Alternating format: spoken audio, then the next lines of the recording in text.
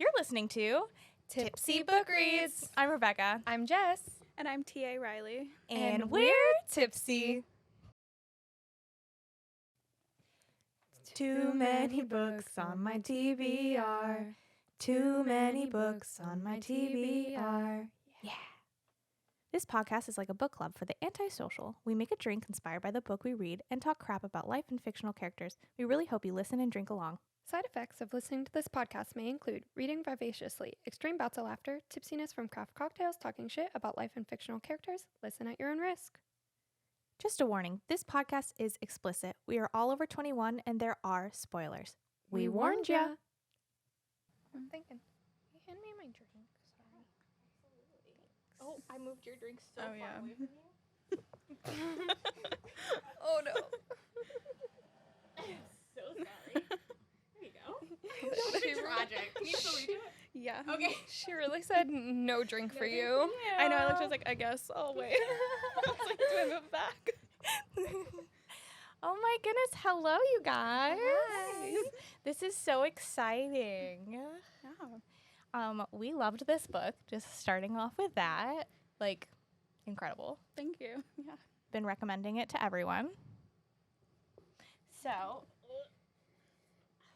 we have some questions for you. Exciting. I know. I swear they're going to be, like, easy. They're not crazy. We're not divulging information of book 2, even though we wanted to. We want We to. were like, Yeah. how do we write this question so we get information on So you book get 2? the details. Mhm. Do We'll get the tea. you first just want to like say who you are and what yeah, book yeah. we're talking about? Yes. All right. So I am TA Reilly. I write fantasy romance, and my first book, Beneath the Shatter, is out. So that is what we're talking about. Woo-woo! Yay. Yeah, that's the book we just read, and we absolutely loved it. So, should we just dive right in, or do you want to talk about the drink a little bit? Oh, so definitely check out this recipe from last week's episode. We asked TA Reilly which of the two she would like to have tonight, and we went with the, what do we call it? The pendant. The pendant, right? Yeah. Yeah. So yeah, cheers, ladies. Cheers! I know I'm so far away. It's so good. It's like, Mhm. Oh no, We- Chimes is still going. no, it's okay. I always cut it out at this point anyway. It's so funny though. We have our little soundboard, and it just likes to do its own thing. It likes to yell at us with chimes. Yep. Do you remember when it was crickets? Yeah. And it would randomly just like go crickets, crickets, No. like in the middle of the episode. We're like, so funny. what? What is going on? But yeah, okay. Should we dive right in? Yes, ma'am. Okay. So this book is so unique.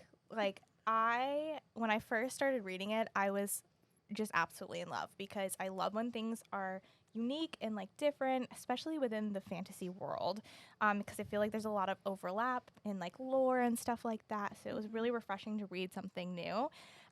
So what inspired you in creating this book and like introducing time travel to fantasy? Yeah. All right, so I guess probably a few things. I mean, I always like grew up reading, so I always loved fantasy, but I moved around a lot. My dad was in the military, so we lived overseas for a while, and I kind of got that like always traveling and like exploring different like medieval ruins and things, and being Cool. like, oh man, like these are just so pretty. Like I just wish I could like go back in time and like actually see them like when they're not falling and just kind of like worn from time. Yeah. So that kind of started the inspiration. And then there was a book series that me and my sister both read called River of Time, like a happy little like YA story that we read. But the two, like there's like two girls, and then I think there's like two more later, and they all kind of like end up going back in time.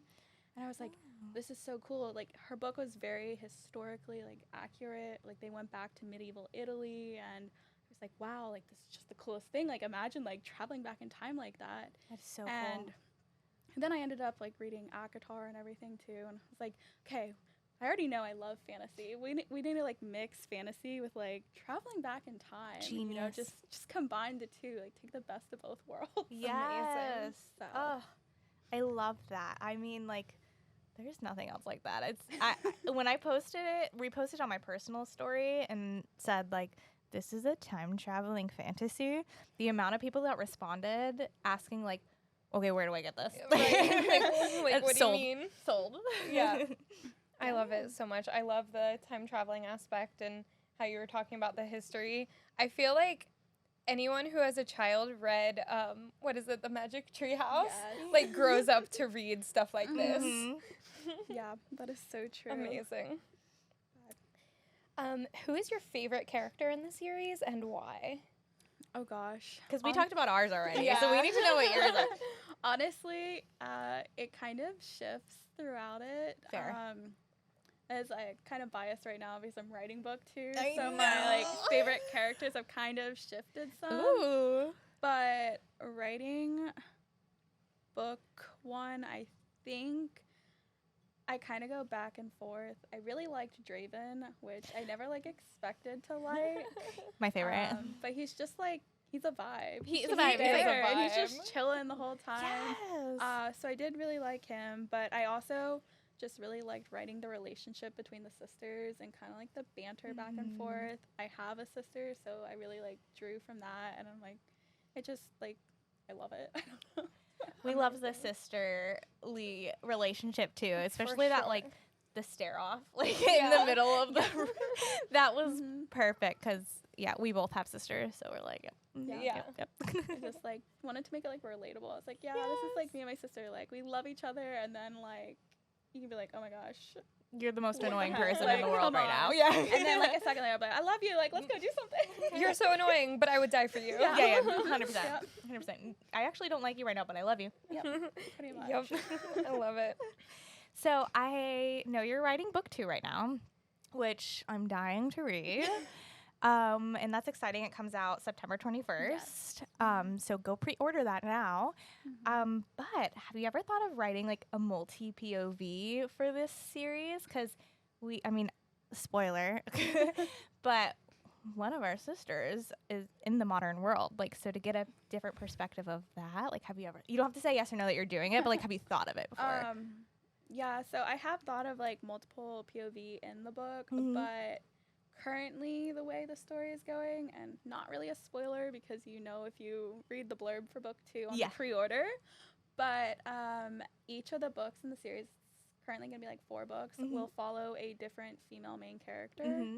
So you'll get a different POV for each of the books, but all of the characters will kind of still circle back in every book. So you're not losing characters, but you're getting a different POV that way. Love that. Love it. I love that. Let's see. Can you give us insight on how the timelines match up with the modern world and the past world? So one thing we were questioning was okay, so they've been in the past for however long, and their parents, for example, or their jobs back in the modern world, is that standing still, or is that going at the same timeline as... Or is that or do you know? I do know. All I can say is read book 2. You will find out. Oh my gosh, okay. So yes, there is a kind of complex system around that. I knew it. I just knew it. She called that. I did. I was I need to know. We're also timeline girlies. So I think every single book we've ever read, we're okay, give us the details. We need a calendar. Can you give us an actual calendar view of what's happening? Oh yeah, I need a calendar for myself. Yeah, we'll read books and Becca will write out a timeline, and I'm oh my god, thank you so much, because I was I'm the one who would seriously have a board up and the red strings attached with all of the pictures. That's how my brain works. So helpful. That is what I need. Especially I'll help you out. Writing book 2, and I'm wait, what color eyes did this person have? What did they look like? Yeah. Did this happen in book 1, or has it already happened? Okay. Is it not? So how do you deal with that? Well, how do you deal with that though? There's so many information descriptions. That's crazy. Probably in the most flawed way possible. Hey. I just sit there and I'm no, I could have sworn that I described his eye color, goes back through book 1, is flipping through Beneath the Shatter, yes, right here, right here. Doesn't write it down anywhere else. Hey, it works for you. I then really it need works. a character art of every one of the characters just hanging up and then like their little timeline under it. Oh, that would be cute. Like that's what I need. Yes. That would be cute. But hey, if your Here. system works for you. Yeah, It's you know working what? so far. We'll just help you out. So if you want to let us read book 2, then yes. we'll make you Yeah, a we list. can help you out. We'll No make you a list. problem. It's fine. We'll organize it for you. Oh my gosh. So you talk about how you've always been a reader, which we have been too. Like, I know personally, I was the type of person that when I'd get in trouble, like my books would get taken away because I literally didn't do anything else. So what was your first like book series that got you into reading? Do you remember? Oh gosh, that's so hard. It is tough. It's a tough I question. mean, I feel like I had, you know, like when I was really young, you had like Magic Tree House, you had the American Girl books. Oh, you had Molly. Nancy That's Drew. my favorite. I loved those. Nancy Drew. So I had all of those, and then I read like, I mean, Harry Potter, Mhm. Warriors, like Yeah. all of those books. So kind of just, I feel like I was always reading something. Amazing. true. But definitely like fantasy theme going on Yeah, with a oh, lot of yeah. those. Like so- unintentionally, like fantasy. I feel like I had kind of like a sci-fi phase for a little while. I love a good sci-fi book.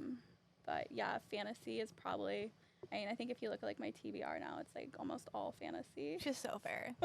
We Love read a non-fantasy like before you, and we were like, oh, it's kind of really nice to be back in the fantasy world. yeah. It is. It's also like tough because then when I read like a contemporary book, I'm like, what do you mean they don't have like dragons? Yeah, They don't have where are the magical dragons? powers. Literally. Like, they're not controlling shadows. What do you mean? Where's my shadow daddy? Hello.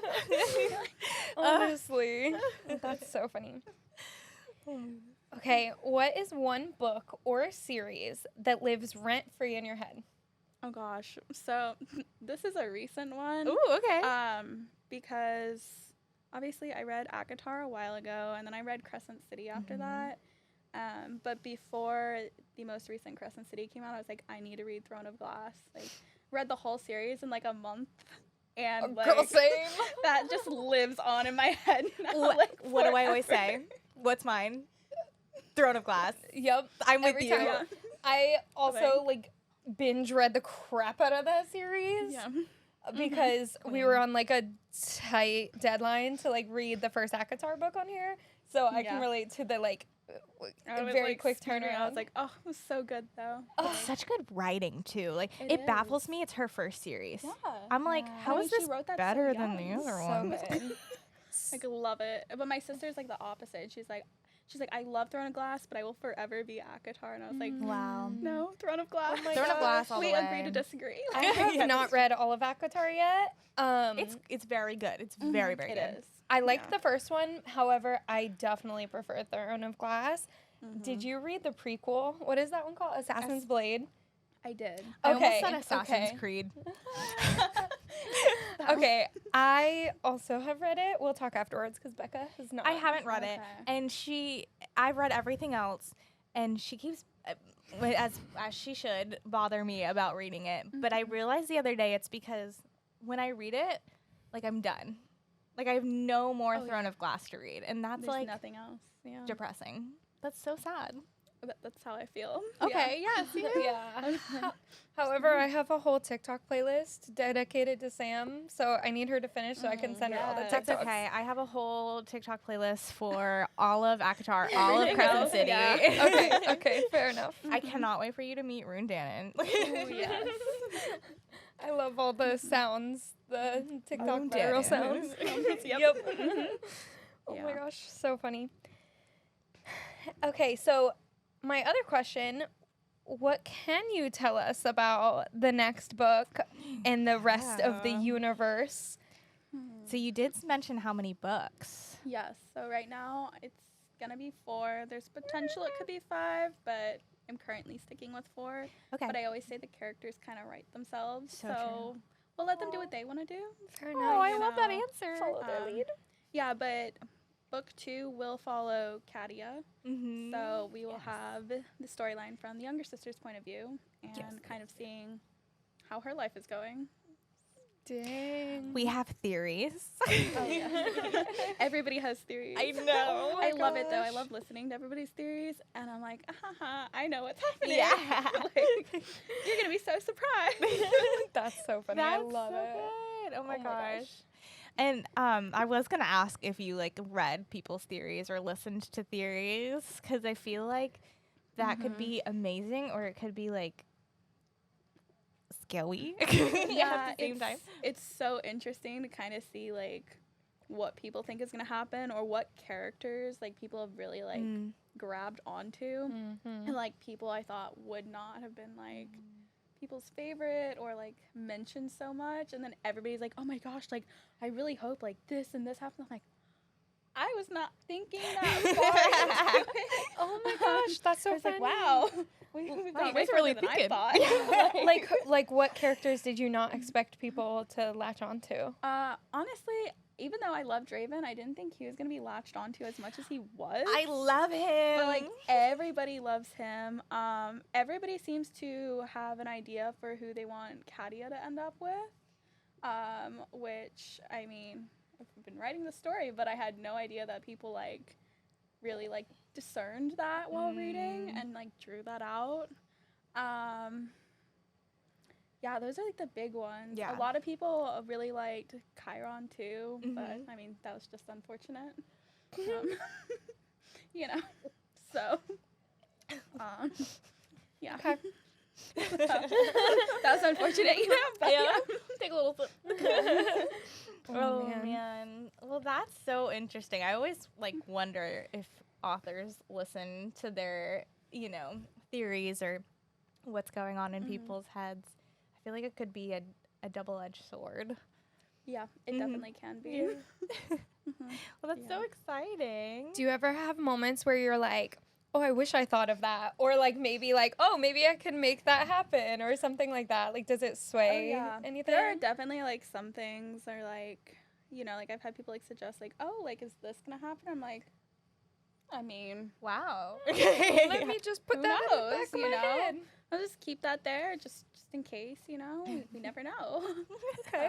I mean, because I always say like I totally outline the crap out of my book. Like You're an outliner. I have a 20-page outline for book 2 or something. Oh my gosh. I love But then it. as soon as I like start writing, like I think I wrote like 2 chapters today, and I was like writing, and then I'm like, this was not in the outline. Like, what are we doing? They're writing themselves? This is not where we were going. But like all those parts, like some of my favorite parts, I did not outline. The entire section in Beneath the Shatter where she like goes to the Barre Rise and everything. Oh, yeah. It was not in any outline ever. Like that whole, it's like 2 chapters. Yeah. And it wasn't in the outline. Oh my gosh. I was just like Amazing. writing away, and then I like looked and I was like, what? Where did this come from? Like, oh, okay. I guess. Yes, let's go with it. You like entered into the alternate universe, and you were there. That's what happened. I was there. That's And we just amazing. journeyed along. That's so funny.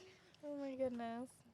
Okay, so I have to ask you. We ask literally everyone who comes on our podcast. It has nothing to do with books. Nothing. Are you a soup girly? Yes. Oh, thank God. I was so nervous for a second. We can continue this interview. Okay. Yeah. What's your favorite soup? Honestly, it depends on the season. I So have true. like just like my favorite soup to like make is one that my mom always made growing up. It's like a Brunswick stew, and I love to make it. Probably because it has like corn and potatoes and chicken in it, and I just really don't feel like you can go wrong with that. Yeah. Hearty.